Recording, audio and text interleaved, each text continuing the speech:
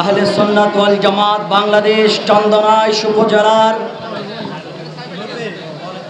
সংগ্রামী সুন্নি জনতার ব্যবস্থাপনায় আজকের এই প্রীতি সমাবেশের সম্মানিত সভাপতি,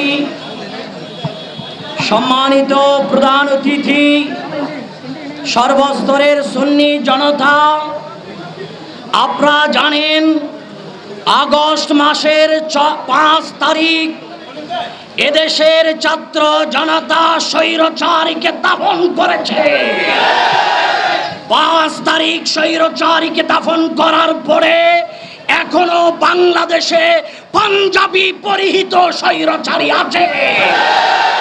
আমরা আজকের এই সমাবেশ থেকে ঘোষণা দিতে চাই, আরেকটা মসজিদে যদি ইমামকে লাঞ্ছিত করা হয়, আরেকটা মাদ্রাসার প্রিন্সিপালকে যদি লাঞ্ছিত করা হয়, সাথে সাথে সেই আন্দোলন শুরু হবে।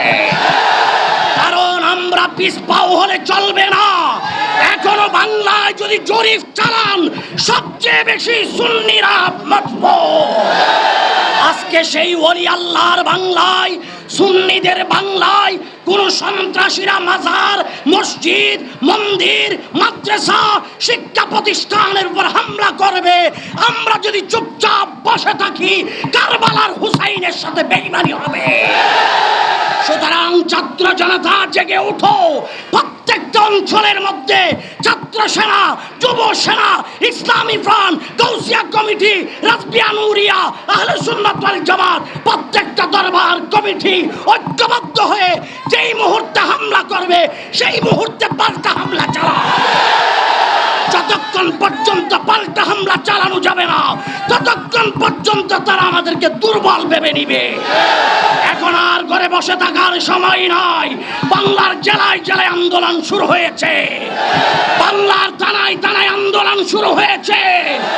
আমরা প্রমাণ করব, এই দেশে যদি পার্লামেন্টে ইসলামী দল যেতে হয়, তাহলে আহলে সুন্নাত ওয়াল জামাত প্রথমে থাকবে।